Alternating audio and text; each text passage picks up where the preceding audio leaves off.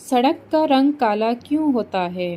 तो जब भी सड़क बनाई जाती है उसके लिए छोटे छोटे पत्थरों की ज़रूरत होती है और उसमें एस्फाल्ट नामक एक पदार्थ मिलाया जाता है। एस्फाल्ट को हिंदी में डामर या कोलतार कहते हैं, जो प्राकृतिक रूप से काला ही होता है। इस वजह से एस्फाल्ट से बनाई गई सड़कें काली ही होती हैं। वैसे तो आपने एस्फाल्ट नाम कई सारे गेम के नाम से भी जुड़ा हुआ देखा होगा। हालांकि एक सड़क बनाने के लिए सूखे एस्फाल्ट को एक खास तरह के मशीन में डाला जाता है, जिसका नाम एस्फाल्ट पावर है। दोस्तों, सड़कें कंक्रीट यानी सीमेंट से भी बनाई जा सकती हैं, लेकिन एस्फाल्ट यानी डामर से ही सड़क या हाईवे बनाने के पीछे एकमात्र कारण ये है कि एस्फाल्ट यानी डामर एक तो कंक्रीट सड़क बनाने से काफ़ी सस्ती पड़ती है और दूसरा ये कि पर्यावरणीय फ्रेंडली होती है और रिसाइकल होती है। यानी कि आप जो रोड और हाईवे देखते हो जिस पर बड़ी बड़ी गाड़ियां चलती हैं, वे सड़कें एस्फाल्ट से बनाई जाती हैं और इस तरह के सड़क को आसानी से रिसाइकल किया जा सकता है, क्योंकि ये सड़क चाहे 10 साल या 20 साल पुराना क्यों ना हो जाए, इस सड़क को तोड़कर अगर मशीन में डाल दिया जाए तो इसे गलाकर फिर से एक नई सड़क बनाई जा सकती है। एस्फाल्ट से बनाई गई सड़कें कई टन वजनीय गाड़ियों को संभाल सकती हैं और सबसे खास बात यह है कि इस तत्व को गला या तो जा सकता है, लेकिन बहुत ही ज़्यादा तापमान में भी इसे गलाया जा सकता है, क्योंकि ये सड़कें 60 से 65 डिग्री सेल्सियस तक तापमान को सहन कर सकती हैं और धूप से निकलने वाले तापमान इस सड़क का कुछ भी नहीं बिगाड़ सकते।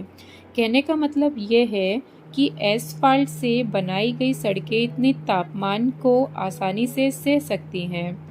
एक कारण ये भी है दोस्तों कि काली सड़कें ज़्यादा चमकती नहीं हैं, ये रोशनी को रिफ्लेक्ट नहीं करती हैं, जिससे कि सड़क पर चलने वाली गाड़ियों के ड्राइवर को सामने देखने में परेशानी नहीं होती है। वहीं सड़क अगर किसी सफ़ेद रंग का हो तो आपको दिन में उजाले में काफ़ी दिक्कतों का सामना करना पड़ सकता है।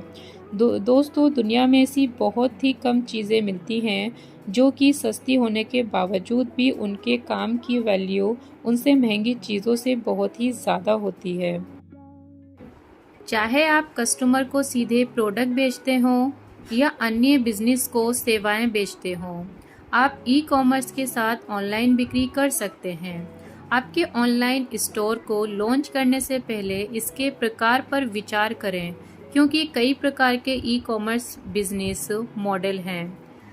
चुनने के लिए यहाँ कुछ विभिन्न प्रकार की ई कॉमर्स बिजनेस दिए गए हैं। B2C business to consumer.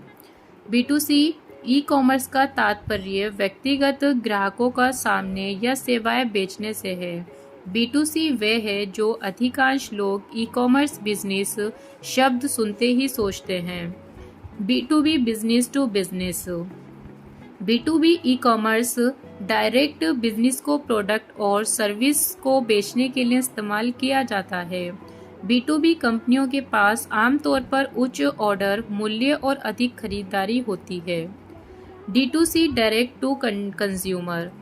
D2C e commerce B2C के समान है, जिसमें अंतिम ग्राहक एक व्यक्तिगत उपभोक्ता है, लेकिन इसमें अंतर ये है कि इस रिटेलर या होलसेलर का उपयोग करने के बजाय कस्टमर को सीधे बेचने का अवसर देता है।